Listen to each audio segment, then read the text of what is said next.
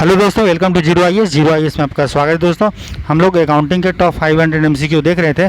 Already हम लोग 3 part कर चुके हैं दोस्तों। आज हम लोग पार्ट नंबर 4 करेंगे जिसमें हम लोग 50 MCQ को देखेंगे। ठीक है, इस लेक्चर को प्रेजेंट कर रहा हूँ मैं। मेरा नाम राहुल बर्नवाल है दोस्तों। मैं EPFO में एक सिलेक्टेड ऑफिसर हूँ। साथ ही साथ मैंने UPSC का मेंस 2020 में और UPPSC का मेंस 2021 में दिया है दोस्तों। ठीक है, तो चलिए बिना देरी किए शुरू करते हैं आज का लेक्चर।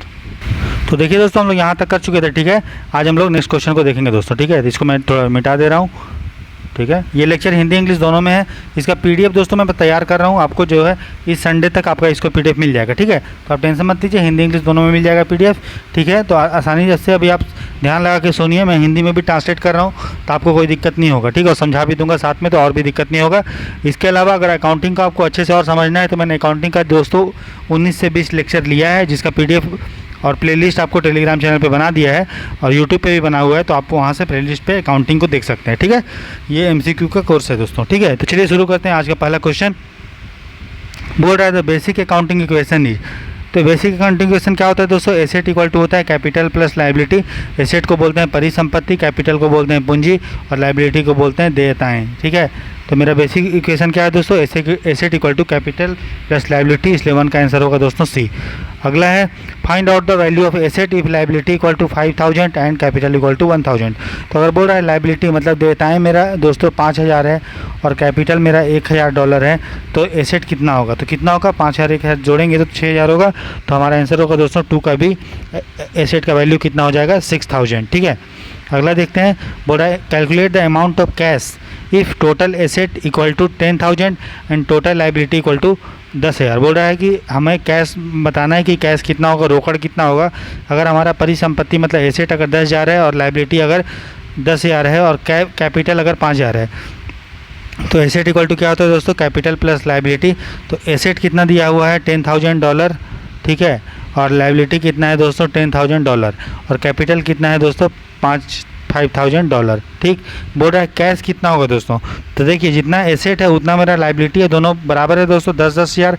इसका मतलब ये जो 10,000 होगा दोस्तों वो मेरा लायबिलिटी है। लायबिलिटी क्या होता है? जो आपको देना है। इसका मतलब 10,000 रुपये जो लायबिलिटी है वो हमारा उधार है, तो उतना ही मेरा एसेट भी उधार है। इसका मतलब जो 5,000 रुपये आप कैपिटल लेके आए हैं दोस्तों, वो आपका किस में होगा? कैश में। बात समझ में आ रहा है? अगर देखिए एसेट और लायबिलिटी दोनों बराबर है कि नहीं है? 10,000 है 10,000। इसका मतलब जो $10,000 आया दोस्तों वो उधार में आया होगा उधार में आया होगा, वो आपको देना है वापस, है ना। तो बाकी जो 5,000 का कैपिटल बचा है जो दिया हुआ है, वही हमारा क्या होगा दोस्तों? अमाउंट ऑफ कैश जो अभी आपके पास है। ठीक है, तो मेरा आंसर क्या होगा दोस्तों? 3 का C। ठीक है, अगला देखते हैं क्वेश्चन नंबर 4 है। बोल रहा है कैपिटल इंक्रीजेज इफ। कैपिटल मतलब पूंजी। बोल रहा है पूंजी बढ़ेगा जब क्या इंक्रीज होगा? तो एसेट इक्वल टू क्या होता है दोस्तों? Capital plus liability. ठीक है, तो अगर कैपिटल बढ़ेगा मतलब क्या हो रहा है? पूंजी बढ़ रहा है। पूंजी कब बढ़ेगा? जब प्रॉफिट होगा, जब कंपनी को प्रॉफिट होगा, लाभ होगा, तब पूंजी बढ़ेगा। हानि होगा तब पूंजी घटेगा। ठीक है, अगर बाहर से मालिक ज़्यादा पैसा अगर कंपनी में लगा रहा है तो भी कैपिटल क्या होगा? बढ़ेगा। समझ में आ रहा है? तो जब भी हमारा लाभ बढ़ेगा, प्रॉफिट बढ़ेगा या हमको आय होगा, इनकम होगा, तब मेरा कैपिटल बढ़ेगा। और वहीं दूसरी तरफ हानि अगर होगा तो कैपिटल घटेगा, या आपका खर्चा हो रहा है तो कैपिटल घटेगा। अगर मालिक जो है कंपनी में पैसा डाल रहा है तो कैपिटल बढ़ेगा, पूंजी बढ़ेगा। अगर मालिक कैपिटल निकाल ले रहा है, पूंजी जो है कंपनी से निकाल ले रहा है, तो कैपिटल घटेगा, है ना, जिसको ड्राइंग बोलते हैं। तो दोस्तों अगर कैपिटल बढ़ना है, इसका मतलब रेवेन्यू जो होगा, रेवेन्यू मतलब क्या? आय, है ना। आय जो बढ़ेगा तभी मेरा कैपिटल बढ़ेगा। एक्सपेंस खर्चा बढ़ेगा तो कैपिटल बढ़ेगा, थोड़ी घटेगा। तो ये नहीं होगा। ड्राइंग मतलब क्या? बिजनेस मालिक अगर पर्सनल यूज के लिए, खुद के यूज के लिए, निजी उपयोग के लिए अगर कैपिटल में से, पूंजी में से कुछ पैसा निकालता है तो उसको ड्राइंग बोलते हैं। तो दोस्तों ड्राइंग अगर बढ़ेगा तो कैपिटल मेरा घटेगा, तो ये भी नहीं होगा। बोला इंटरेस्ट ऑन कैपिटल। अगर कैपिटल में दोस्तों अगर आपको इंटरेस्ट देना पड़ेगा किसी को, तो भी आपका कैपिटल क्या होगा? घटेगा। तो कैपिटल कब बढ़ेगा? जब मेरा प्रॉफिट बढ़ेगा, लाभ बढ़ेगा, या आपको पैसा कहीं से मिल रहा है बाहर से, अगर मालिक पैसा लगा रहा है तभी आपका कैपिटल बढ़ेगा, नहीं तो बाकी केस में घटेगा। ठीक है, तो 4 का आंसर होगा दोस्तों D। क्वेश्चन नंबर 5 देखते हैं। बोल रहा है capital of a business decreases if there is increase in. बोल रहा है कैपिटल अगर डिक्रीज करेगा कब, क्या जब इंक्रीज करेगा तो मैंने बताया जब भी कैपिटल बढ़ेगा कब, जब प्रॉफिट होगा तब, जब बाहर से पैसा मालिक लगा रहा है तब बढ़ेगा। अगर मालिक मान लो पूंजी निकाल रहा है, ड्राइंग कर रहा है, ड्राइंग मतलब क्या, आहरण जब करता है तो मैंने बताया था कि कैपिटल आपका घटता है, तो ड्राइंग को ही आहरण बोलते हैं, है ना। तो कैपिटल कब बोल रहा है घटेगा, तो कब घटेगा, जब आपका ड्राइंग क्या होगा, बढ़ेगा। ये बताइए इनकम अगर बढ़ेगा, प्रॉफिट बढ़ेगा तो कैपिटल बढ़ेगा, तो ये नहीं होगा। हमें पूछा है कब घटेगा कैपिटल। गेंस, प्रॉफिट अगर हो रहा, गेन मतलब लाभ, ये भी अगर बढ़ेगा तो कैपिटल मेरा बढ़ेगा, घटेगा नहीं। फ्रेश कैपिटल मतलब अगर बाहर से पैसा मालिक और लगा रहा है कैपिटल, तो भी मेरा कैपिटल बढ़ेगा, घटेगा नहीं। हमें पूछा था कौन सा कब घटेगा, तो जब आपका ड्राइंग बढ़ेगा तब, ठीक है। तो 5 का आंसर होगा दोस्तों ए। क्वेश्चन नंबर 6 देखते हैं। बोल रहा है if the total liability of a business if the total liability of a business decrease by $5,000 what will be the effect on total asset। बोल रहा है अगर कोई बिजनेस का टोटल लायबिलिटी मतलब कुल जो है लायबिलिटी देता है दायित्व $5,000 घटता है, तो एसेट पे, परिसंपत्ति पे क्या प्रभाव पड़ेगा, ये मान के कि आपको पूंजी को सेम रखना है। तो एसेट इक्वल टू क्या होता है दोस्तों, कैपिटल प्लस लायबिलिटी। बोल रहा है कैपिटल कोई चेंज नहीं करेगा, तो इसको कोई चेंज नहीं मानते हैं। और दूसरा में बोल रहा है कि टोटल लायबिलिटी आपका 5,000 घट रहा है, तो लायबिलिटी जो दोस्तों 5,000 रुपया घट रहा है, $5,000, और कैपिटल में कोई चेंज नहीं हो रहा है। तो अगर दोनों तरफ इक्वल करना है, लेफ्ट हैंड साइड और राइट हैंड साइड को बराबर करना है, तो अगर जितना इधर घटा है दोस्तों उतना इधर घटना पड़ेगा, है ना। तो एसेट को भी $5,000 कम होना पड़ेगा, तभी जाके ये बराबर मेरा दोनों तरफ इक्वल होगा। मान लो कैपिटल था, मान लो कुछ था 10,000 था, ठीक है, और लायबिलिटी शुरू के केस में मान लो 5,000 था शुरू में, और तो कैपिटल कितना था 15,000, 10 + 5 मिल गया, कितना होगा 15। बोल रहा है कि अगले केस में कि कैपिटल जो है कोई चेंज नहीं हो रहा है, ठीक है, कैपिटल कोई चेंज नहीं हो रहा है, ठीक है। और ये जो मेरा एसेट है वो बोल रहा है कि ₹2 घट गया, तो ₹3 बचा, ठीक है। अब अगर इधर भी हमको 10 + 3 13 लाना है, तो इधर को भी ₹2 क्या करना पड़ेगा, घटाना पड़ेगा, तभी जाके 13 होगा। तो 15 में से 2 जाएगा तो 13। तो अगर मतलब ये अगर कोई चेंज नहीं हो रहा है मेरा कैपिटल पूंजी में, तो अगर मेरा लायबिलिटी घट रहा है दोस्तों, तो इसको भी एसेट को भी घटाना पड़ेगा, तभी ये इक्वल आएगा, है ना। तो क्या होगा दोस्तों आंसर 6 का बी, ठीक है। क्वेश्चन नंबर देखते हैं 7। बोल रहा है if the business owner withdraw cash for his personal use what will be the effect on capital. बोल रहा है बिजनेस का मालिक जब अपने पर्सनल यूज के लिए पैसा निकालता है दोस्तों, तो उसको क्या बोलते हैं, ड्राइंग। तो जब भी ड्राइंग बढ़ता है दोस्तों, मतलब पैसा उतना निकल गया बिजनेस से, तो मेरा जो परिसंपत्ति होगा दोस्तों, जो मेरा पूंजी होगा, पूंजी क्या होगा, घटेगा। तो सिंपल बात है, तो पूंजी क्या होगा दोस्तों, डिक्रीज इन कैपिटल। तो 7 का आंसर क्या होगा दोस्तों, सी।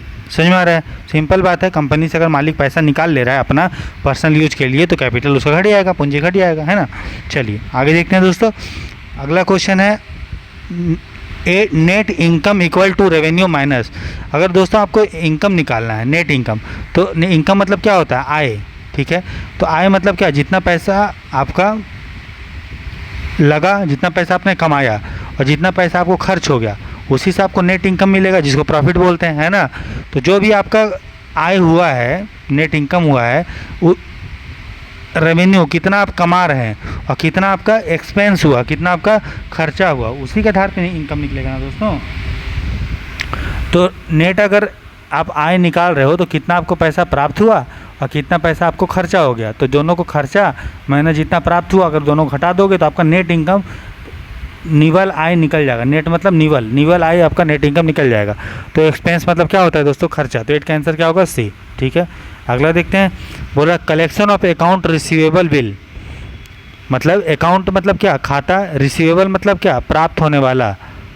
तो जो पैसा आपको प्राप्त होने वाला है दोस्तों, वो आपका क्या है, एसेट है, ठीक है। तो जो पैसा प्राप्त होने वाला था वो आपके लिए एसेट था, ठीक। तो जब आपको वो एसेट प्राप्त हो जाएगा दोस्तों, तो आपका एसेट क्या हो जाएगा, शुरू में बढ़ जाएगा, ठीक है। तो देखिए दोस्तों, जब पैसा आपको प्राप्त होगा, तो शुरू में क्या था आपका, अकाउंट आपने बनाया होगा, अकाउंट रिसीवेबल, मतलब सिंपल बात है, आपने लिखा होगा कि कितना पैसा हमको प्राप्त होने वाला, खाता प्राप्य। तो जो भी दोस्तों खाता आपका पैसा किसी से कहीं से मिलने वाला होता है वो आपके लिए क्या होता है, एसेट। तो आप जब खाता आपको जब मान लिया आपने कोई सामान बेचा, ठीक है, 10,000 का, और आपको अपने अकाउंट रिसीवेबल खाता प्राप्य वाले में लिख देंगे कि हमको 10,000 रुपये जो है मिलेगा, ठीक है। अब क्या हुआ दोस्तों, ये बोल रहा है कि कलेक्शन ऑफ अकाउंट रिसीवेबल, जो आपको पैसा प्राप्त होने वाला था वो आपका कलेक्ट हो गया, मतलब मिल गया।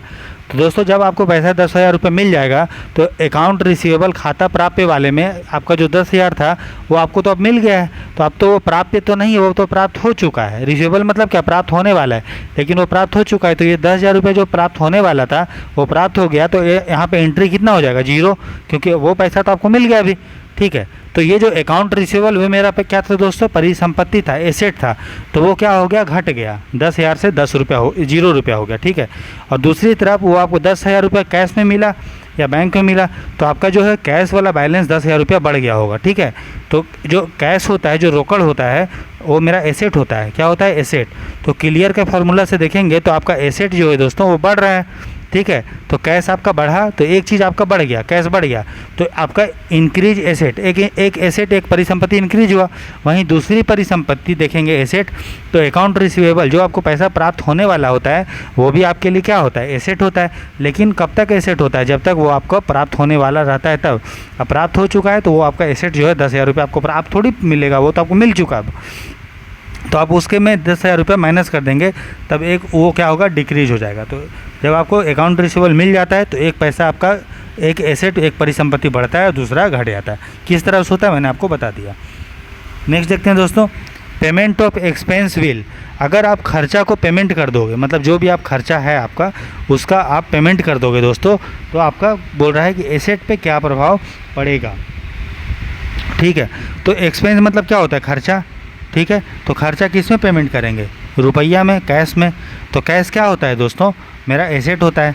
तो आपके हाथ से रुपया दूर जा रहा है ना, आपका पैसा घट रहा है, क्योंकि आपने जो है खर्चा था उसका पेमेंट कर रहे हैं। तो जब भी आप पेमेंट करेंगे तो आपके हाथ से रुपया खत्म होगा, कैश खत्म होगा। और कैश आपके लिए क्या होता है, एसेट होता है कि नहीं होता है, कैश आपके लिए एसेट होता है। तो आपका एसेट क्या होगा, घटेगा। तो 10 का आंसर क्या होगा दोस्तों, बी। बात समझ में आ रहा है। आपका खर्चा को पेमेंट कर रहे हो, कैश में करेंगे, कैश आपका घट गया, या बैंक में करेंगे तो बैंक भी आपका एसेट होता है। Bank account, demand draft, cash, जैसे भी चेक बना के देंगे तो भी आपका घट रहा है, एसेट घट रहा है, तो आपका परिसंपत्ति घटेगा तो उसको घट रहा है, ठीक है। चलिए क्वेश्चन नंबर 11 देखते हैं दोस्तों। बोल रहा है which of the following is the practical implementation of accounting equation. बोल रहा है लेखांकन जो इक्वेशन है ना, उसका प्रैक्टिकल मतलब व्यवहारिक प्रयोग, उपयोग कहाँ पे होता है वो हमें पूछा है दोस्तों, ठीक है। बोल रहा है लेखांकन जो अवधि है, लेखांकन जो इक्वेशन है, जो लेखांकन का जो हम लोग इक्वेशन बनाते हैं उसका प्रैक्टिकल उपयोग कहाँ पे होता है। तो मैंने बताया था उसका प्रैक्टिकल इक्वेशन जानने में उसका होता है कि उसका पोजीशन क्या है, फाइनेंशियल पोजीशन मतलब वित्तीय स्थिति, जिसको हम लोग बैलेंस शीट से जानते हैं दोस्तों। बैलेंस शीट की मदद से कंपनी बनाता है बैलेंस शीट, ठीक है। और उसके मदद से जो है इस बैलेंस शीट को बोलते हैं तुलन पत्र। तो तुलन पत्र के माध्यम से हम लोग जो है बनाते हैं आपका क्या, फाइनेंशियल पोजीशन जानते हैं। फाइनेंशियल पोजीशन मतलब वित्तीय स्थिति। वित्तीय स्थिति में हम लोग क्या क्या बताते हैं कि एसेट क्या है, एसेट मतलब उसके पास कितना परिसंपत्ति है, कैपिटल कितना है, पूंजी कितना है, और लायबिलिटी कितना है मतलब देयताएं कितना है। तो ये तीनों चीज़ अगर आप किसी कंपनी का जान रहे हैं, परिसंपत्ति, पूंजी और लायबिलिटी, तो उस कंपनी का आपको फाइनेंशियल पोजीशन, वित्तीय स्थिति पता चल रहा है, ठीक है। तो अकाउंटिंग इक्वेशन को प्रैक्टिकल इम्प्लीमेंटेशन क्या है, वो व्यवहारिक प्रयोग क्या है कि आपको जो है फाइनेंशियल पोजीशन बैलेंस शीट बनाने में काम आता है, ठीक। तो 11 का आंसर होगा दोस्तों डी। अगला है क्वेश्चन नंबर 12, पूरा which of the following accounting equation is correct. तो कौन सा करेक्ट होता है, एसेट इक्वल टू होता है कैपिटल प्लस लायबिलिटी। तो यहाँ से देखिए लायबिलिटी अगर उधर चल जाएगा तो प्लस हो जाएगा, तो हमारा 12 का आंसर होगा दोस्तों सी, ठीक है। अगला देखते हैं, पूरा fresh capital introduction will increase. बोल रहा है अगर कंपनी में फ्रेश कैपिटल मतलब नया कैपिटल, नया पूंजी अगर डाला जा रहा है तो उससे क्या होता है दोस्तों, तो उससे आपका कैपिटल जो है बढ़ जाता है ना। तो बोल रहा है क्या जो है, तो जब भी कैपिटल दोस्तों बढ़ता है तो इसका मतलब आपका क्या बढ़ रहा है, एसेट इक्वल टू क्या होता है कैपिटल प्लस लायबिलिटी। तो अगर फ्रेश कैपिटल बढ़ रहा है मतलब आपका क्या हो रहा है दोस्तों, आपका एसेट बढ़ेगा। अगर कैपिटल बढ़ेगा इसका मतलब लेफ्ट हैंड साइड भी इधर भी बढ़ेगा तभी इक्वल होगा, है ना। तो आपका एसेट बढ़ेगा। और इक्विटी, इक्विटी मतलब होता है शेयर होल्डर का कैपिटल, उसको इक्विटी बोलते हैं। इक्विटी मतलब समझते हैं कि मालिक जो भी पैसा लगाता है ना बिजनेस में, उसको इक्विटी भी बोलते हैं दोस्तों। तो फ्रेश कैपिटल जब आएगा तो एसेट आपका बढ़ेगा और इक्विटी भी आपका बढ़ेगा। 13 का आंसर होगा दोस्तों बी। अगला देखते हैं, cash received for services rendered, मतलब अगर आपने कोई सेवा दिया किसी को और उसके बदले में अगर आपको पैसा मिल रहा है दोस्तों, तो बोल रहा है इससे क्या होगा, क्या इससे कैश बढ़ेगा और लायबिलिटी बढ़ेगा? लायबिलिटी तो बढ़ने का सवाल ही नहीं होता है। दायित्व तो कैसे बढ़ेगा? आपको तो आपने, मान लीजिए कोई कोचिंग वाला है, वो आपको, कोचिंग का एग्जांपल नहीं लेंगे, कोई जैसे कि लॉयर है, ठीक है, ये आपके लिए केस लड़ रहा है, आपको सर्विस दे रहा है, आप इसको पेमेंट दे रहे हैं, तो लॉयर का जो वकील है उसका कुछ लायबिलिटी बढ़ रहा है क्या? नहीं, लायबिलिटी पे कोई चेंज नहीं करेगा दोस्तों, है ना, ठीक है। फिक्स एसेट तो कोई मतलब ही नहीं है, कैश मिल रहा है तो कैश से फिक्स एसेट कोई मतलब ही नहीं है।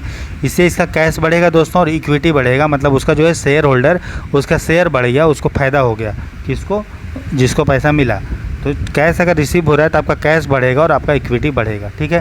तो 14 का आंसर होगा दोस्तों डी। क्वेश्चन नंबर देखते हैं 15, for which of the following best describes the increase in equity expends. बोल रहा है अगर आपका इक्विटी बढ़ रहा है दोस्तों, इंक्रीज हो रहा है, तो इनमें से कौन सा चीज़ आपको बढ़ेगा? इक्विटी मतलब क्या होता है? बाहर से पैसा आना। इक्विटी मतलब वही होता है शेयर बढ़ना। तो जब शेयर आपका बढ़ रहा है तो क्या बढ़ेगा वो पूछा है हमें, ठीक है। क्या इससे बिजनेस ऑपरेशन बढ़ेगा, या इससे कैश आउटफ्लो बढ़ेगा, या कैश आएगा, या एप्रोप्रिएशन एक्सपेंसेस बढ़ेगा दोस्तों। तो इससे जब भी कोई आदमी बाहर से पैसा लगाता है या कोई मशीन लगाता है, अगर शेयर उसका बढ़ता है दोस्तों, तो इसका मतलब बिजनेस जो है वो एक्सपेंड करेगा, ठीक है। कैश आएगा उसकी कोई गारंटी नहीं है। कैश तब आएगा जब लिखा रहेगा कैश, जैसे इसमें देखिए, इसमें लिखा था कि कैश आएगा, तब इसमें आपका इक्विटी बढ़ा। लेकिन हो सके वह कैश नहीं आया, कोई मशीन ले आया होगा, है ना, तो इसमें क्या होगा? तो कि बिजनेस जो है एक्सपेंड करेगा, ठीक है। कैश, इनफ्लो ऑफ कैश होता है, लेकिन अगर यहाँ पे लिखता कि इंक्रीज इन इक्विटी, इक्विटी बढ़ाओ कैश के थ्रू, तब यहाँ पे होता कि कैश बढ़ता, ठीक है। तो 15 का आंसर होगा दोस्तों ए, ठीक। आगे देखिए, बोल रहा है if cash equal to 1000, inventory equal to 4000 और डेटर इक्वल टू 5000, तो फिक्स्ड एसेट क्या है, ठीक है।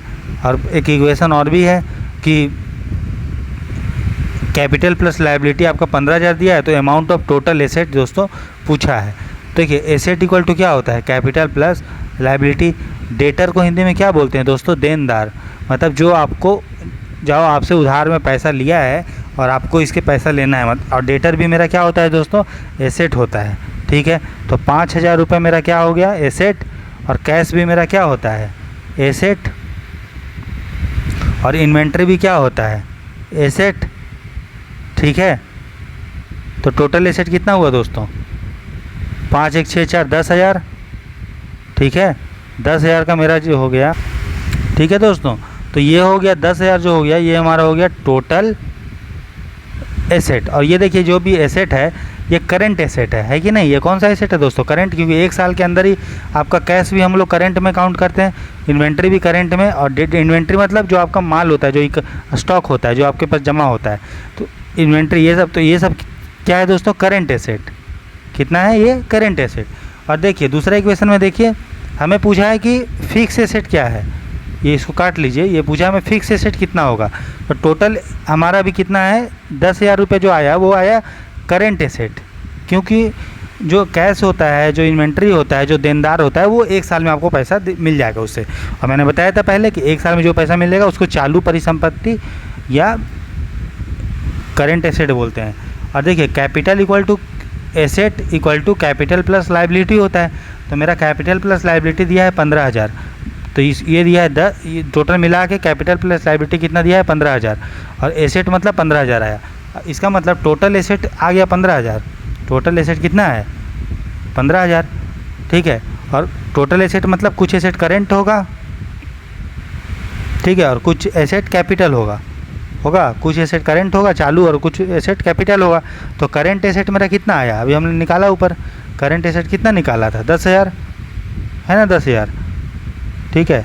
तो करेंट एसेट कितना निकाला था? 10,000। और हमें निकालना है कि फिर करेंट एसेट, और दूसरा होता है नॉन करेंट एसेट, क्या होता है, नॉन करेंट। एक होता है करेंट एसेट, एक नॉन करेंट। और नॉन करेंट एसेट को ही, गैर चालू परिसंपत्ति को ही हम लोग फिक्स एसेट भी बोलते हैं। तो टोटल है 15,000, जिसमें से करंट वाला है 10, तो फिक्स वाला कितना हुआ है दोस्तों, 5,000। तो आंसर क्या होगा, हमें पूछा है कि फिक्स एसेट कितना है फिक्स एसेट, 5,000। 16 का आंसर क्या होगा दोस्तों, ए। ठीक है, समझ में आया आपको। चलिए क्वेश्चन नंबर 17 देखते हैं। डेप्रिसिएशन डिक्रीज बोल रहा है, मूल्य डेप्रिसिएशन मैंने पढ़ाया भी आपको, मूल्य ह्रास। तो डेप्रिसिएशन बोल रहा है घटाता है, किसको घटाएगा दोस्तों डेप्रिसिएशन, तो डेप्रिसिएशन किसको घटाता है, आपको, आपका जो पूंजी रहता है उसको घटाता है कि नहीं। मान लिया आपके पास 10,000 रुपये का बाइक था या कुछ भी था, तो अगर वो डेप्रिसिएट करेगा तो एक साल के बाद ये 10,000 का बाइक नहीं होगा, 9,000 का होगा। मतलब आपका जो है कैपिटल डेप्रिसिएशन मूल्य ह्रास के कारण घट गया। तो 17 का आंसर क्या होगा दोस्तों, डी। ये आपका लायबिलिटी को घटाता नहीं है, लायबिलिटी को तो बढ़ाता है, क्योंकि मूल्य ह्रास हो रहा है। इसका मतलब फ्यूचर में आपको इतना रुपया अलग से इकट्ठा करके रखना पड़ेगा। मान लिया आपके पास कोई गाड़ी है, ठीक है, 10 लाख का गाड़ी है, 10 लाख का, 10 लाख का, और हर साल ये 1-1 लाख रुपए इसका मूल्य कम हो रहा है। इसका मतलब 10 साल के बाद इसका कोई वैल्यू रहेगा गाड़ी का, नहीं, ख़त्म हो जाएगा। इसका मतलब फ्यूचर में आपके पास 10 साल बाद लायबिलिटी है कि भैया 10 लाख रुपए लाओ कहीं से और हमको जो है गाड़ी जो है ख़रीदना है ना। तो डेप्रिसिएशन से आपका कैपिटल घटता है, एसेट आपका घटता है, परिसंपत्ति भी घटता है, पूंजी भी घटता है, और आपका लायबिलिटी जो है वो बढ़ता है। ठीक है, चलिए नेक्स्ट देखते हैं दोस्तों। क्वेश्चन नंबर 18 बोला an increase in provision for bad debt. Bad debt मतलब खराब ऋण। हमने प्रोविजन के बारे में आपको बताया अच्छे से, प्रावधान बोलते हैं। तो बैड डेट मतलब खराब ऋण के लिए अगर आप प्रोविज़न को बढ़ाते हैं, प्रोविज़न मतलब उसका इंतजाम करने के लिए अलग से पैसा रखते हैं, तो इससे आपका क्या होता है दोस्तों, तो प्रोविज़न किससे होता है बताइए। प्रोविज़न आपका होता है दोस्तों प्रॉफिट से। आपको मान लीजिए 10,000 रुपया आपने प्रॉफिट कमाया, लाभ कमाया, तो अगर आपको पता है कि यार फ्यूचर में मेरा इतना रुपया जो है ख़राब ऋण में हमको देना पड़ेगा, तो प्रॉफिट से आप कुछ पैसा अलग काट के निकाल लोगे लाभ से, उसी को बोलते हैं दोस्तों प्रोविज़न। तो बोल रहा है प्रोविज़न जब बढ़ेगा, इसका मतलब आपका जो नेट इनकम है, जो नेट इनकम होने वाला था 10,000, वो 10,000 नहीं होगा, अब ये घटेगा, क्योंकि आप इसी से पैसा निकाल के बैड डेट के लिए प्रोविज़न रखोगे, प्रावधान रखोगे। तो मैंने प्रोविज़न को और रिजर्व, दो चीज़ होता है, एक प्रोविज़न होता है, एक रिजर्व होता है, दोनों को अच्छे से पढ़ाया है, तो ज़रूर देखिए उसको। ठीक है, तो 18 का आंसर होगा दोस्तों ए। ठीक, चलिए आगे देखते हैं दोस्तों। क्वेश्चन नंबर 19 बोल रहा है current asset minus current liability. Current asset और करेंट लायबिलिटी को दोस्तों घटा देंगे तो आपको मिल जाएगा नेट वर्किंग। ठीक है, करेंट एसेट मतलब ऐसा परिसंपत्ति, चालू परिसंपत्ति जो 1 साल के अंदर आपको पैसा मिलेगा जहाँ से, और करेंट लायबिलिटी मतलब जो 1 साल के अंदर आपको पैसा देना है। तो अगर 1 साल के का ड्यूरेशन देखें तो उसमें जो पैसा आपको देना है, कहाँ से आएगा और किसको देना है, उसको घटा देंगे, तो इसका मतलब पता चल जाएगा कि 1 साल में कितना मेरा काम करने के लिए पैसा बचा है ना। तो current asset minus current liability को जब घटाएंगे तो उसको हम लोग नेट वर्किंग कैपिटल, निवल वर्किंग पूंजी बोलते हैं दोस्तों। तो 19 का आंसर होगा डी, ये आपको याद रख लीजिएगा, current asset minus current liability बराबर नेट वर्किंग कैपिटल दोस्तों। ठीक है, अब क्वेश्चन नंबर देखते हैं 20। एसेट इक्वल टू होता है कैपिटल प्लस लायबिलिटी। ठीक है, क्या होता है, asset equal to capital plus liability दोस्तों। ठीक है, और कैपिटल को ही हम लोग इक्विटी भी बोलते हैं। दूसरा नाम कैपिटल का क्या है दोस्तों, इक्विटी, शेयर होल्डर इक्विटी भी बोलते हैं कैपिटल को। तो एसेट में से जब लायबिलिटी को घटाएंगे, जब लायबिलिटी इधर आएगा तो इधर क्या बचा दोस्तों, कैपिटल। तो आंसर, और कैपिटल को क्या बोलते हैं, इक्विटी, शेयर होल्डर कैपिटल या इक्विटी बोलते हैं। 20 का आंसर होगा दोस्तों बी। इस तरह से हम लोग 20 क्वेश्चन पढ़ लिए हैं। अब हम लोग नेक्स्ट क्वेश्चन देखते हैं दोस्तों। चलिए दोस्तों, क्वेश्चन नंबर फिर से है 21 है, ये मतलब 1 नंबर है। ठीक है, बोल रहा है transferring entry from journal to ledger account is commonly known as. Journal से जब हम लोग लेजर में लिखते हैं दोस्तों तो उसको क्या बोलते थे, पोस्टिंग। रिकॉर्डिंग क्या होता था, जब हम लोग जर्नल में लिखते हैं तो उसको रिकॉर्डिंग या जर्नलाइजिंग भी बोलते हैं। ठीक है, तो समझ में आ गया, रिकॉर्डिंग मतलब जर्नल में लिखना, या उसको जर्नलाइजिंग भी बोलते हैं। जब हम लोग लेजर में लिखते हैं दोस्तों तो उसको हम लोग पोस्टिंग बोलते हैं। ठीक है, तो 1 का आंसर होगा दोस्तों सी। अगला देखते हैं क्वेश्चन। नेक्स्ट क्वेश्चन है, बोला an account records the dash in the balance of an item. कोई भी खाता जो होता है दोस्तों वो किस चीज़ को रिकॉर्ड करता है। ठीक है, क्या वो बढ़ने वाली चीज़ को करता है, घटने वाले, या दोनों को। तो कोई भी खाता होगा, चाहे आप कैश बुक ले लो या कोई भी ले लो, तो उसमें बढ़ेगा भी और घटेगा भी, तो दोनों चीज़ को रिकॉर्ड करते हैं, चाहे वो इंक्रीज हो या डिक्रीज हो, बढ़े या घटे। ठीक है, अगला देखते हैं। बोल रहा है if credit side of A bank account is greater than the debit side it indicates which of the following. बोल रहा है जब भी बैंक अकाउंट का क्रेडिट साइड, बैंक अकाउंट आपके लिए क्या होता है दोस्तों, एसेट होता है। बैंक अकाउंट मतलब बैंक खाता आपके लिए क्या होता है, परिसंपत्ति, ठीक है। तो परिसंपत्ति में जब भी कोई खाता होता है उसको दो साइड होता है, एक को बोलते हैं डेबिट और दूसरे को बोलते हैं क्रेडिट, जिसको DR और CR से डिनोट करते हैं। डेबिट को बोलते हैं नाम और क्रेडिट को बोलते हैं जमा, ठीक है। तो बोल रहा है जब आपका क्रेडिट ज़्यादा होगा दोस्तों, मतलब कि जब आपके बैंक अकाउंट में पैसा था नहीं, लेकिन आपका जो है क्रेडिट साइड आपने ज़्यादा पेमेंट कर दिया, वही हो गया बैंक अकाउंट।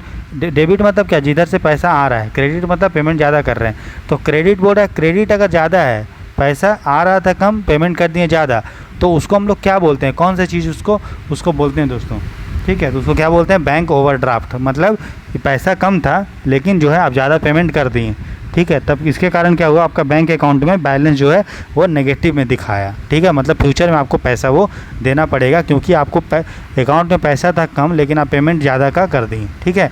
उसको बोलते हैं बैंक ओवरड्राफ्ट। अगला क्वेश्चन देखते हैं दोस्तों।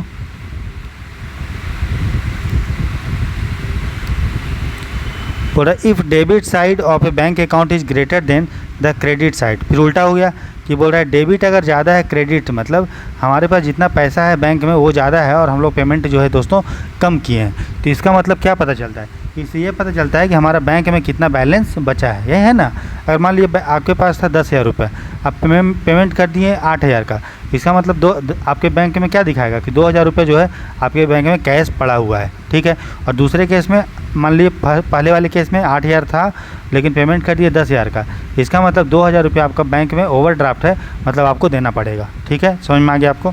तो डेबिट अगर ज़्यादा है क्रेडिट से तो मतलब आपका कैश में बैंक में कैश है, और अगर आपका क्रेडिट ज़्यादा है इसका मतलब बैंक ओवरड्राफ्ट है, ठीक है दोस्तों। अगला देखते हैं, dash will be credited if goods are given a charity. बोल रहा है अगर हम किसी को सामान दोस्तों चैरिटी में दे देते हैं, मतलब दान कर देते हैं, तो हम लोग का कौन सा चीज़ इनमें से क्रेडिट होगा दोस्तों। क्या बोल रहा है, कौन सा चीज़ क्रेडिट होगा, मतलब कौन सा चीज़ हम लोग जमा में लिखेंगे, ठीक है। देखिए दोस्तों, मान लीजिए कोई टाटा है, ठीक है, ये जो है इसका बिजनेस किसका है, गाड़ी बनाने का, ठीक है। तो मान लीजिए गाड़ी बनाने के लिए टायर ख़रीदा, ठीक है, टायर ख़रीदा।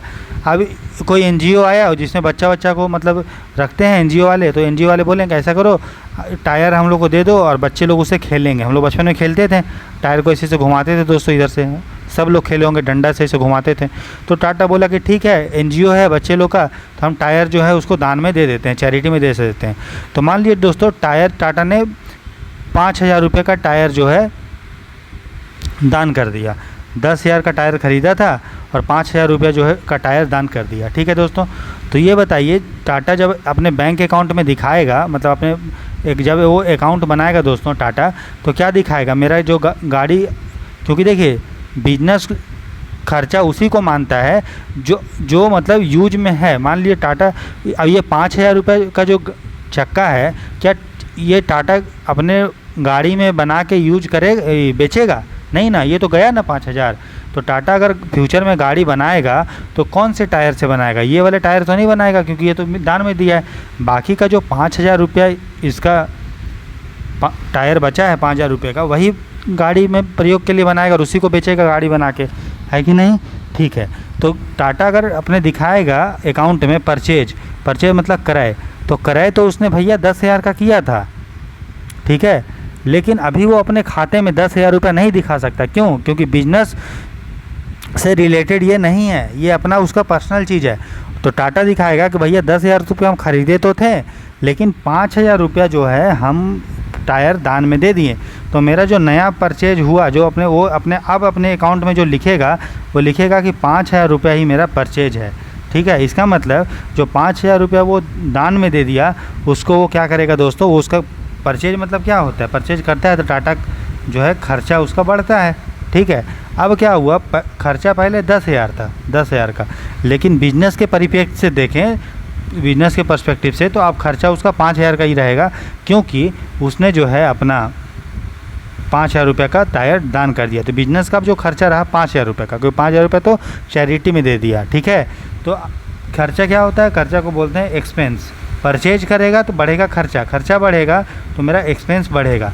अब एक्सपेंस आपका पहले 10,000 था, लेकिन पर चैरिटी देने के बाद 5,000 का ही एक्सपेंस बचा, तो क्लियर के फार्मूला से अगर देखेंगे तो आपका जो एक्सपेंस है ई है वो आपका घट रहा है दोस्तों, घट रहा है। तो जब भी एक्सपेंस घटता है, एसेट और एक्सपेंस जब भी घटता है तब उसको हम लोग क्या करते हैं, क्रेडिट करते हैं, और बढ़ता है तो डेबिट। यहाँ पे 10,000 से घट के 5,000 हो गया, इसे बोल रहा है क्या क्रेडिट होगा दोस्तों, तो परचेज क्रेडिट होगा। तो इस तरह से दोस्तों हम लोग आज 25 क्वेश्चन किए हैं, फिर नेक्स्ट लेक्चर में हम लोग थोड़ा थोड़ा करके कंप्लीट करेंगे, ठीक है। आप देखते रहिए अच्छे से और पढ़ते रहें, मन लगा के पढ़ते रहिए दोस्तों, ठीक है। और पूरा एकदम जो मैं कंसेप्ट बता रहा हूँ उसको समझते रहिए, नोट करते रहिए। इसका पीडीएफ मैं तैयार कर रहा हूँ, आपको एक ही साथ पूरा पीडीएफ हिंदी इंग्लिश में दे देंगे, ठीक है। तो उसका टेंशन मत लीजिए कि पीडीएफ का कोई आपको 1 रुपया भी नहीं लिया जाएगा। प्रिपरेशन करने में थोड़ा टाइम लगता है, इसीलिए आपको प्रोवाइड करने में थोड़ा लेट हो रहा है। बाकी जो भी मैं करता हूँ दोस्तों वो खुद सब चीज़ मैं अकेले करता हूँ, चाहे वो कंटेंट बनाना हो, रिकॉर्ड करना हो या एडिट करना हो, कुछ भी करना हो, ठीक है। इसलिए टाइम लगता है, थोड़ा मजबूरी समझिए, लेकिन आपको समय से बहुत पहले मिल जाएगा, आप टेंशन मत लीजिए उसका, ठीक है। पढ़ते रहें, खुश रहें, भगवान की कृपा से आप लोग सभी लोग जो है सफल होंगे, ठीक है। मन लगा के पढ़िए। God bless you. मिलते हैं दोस्तों नेक्स्ट लेक्चर में, बाय।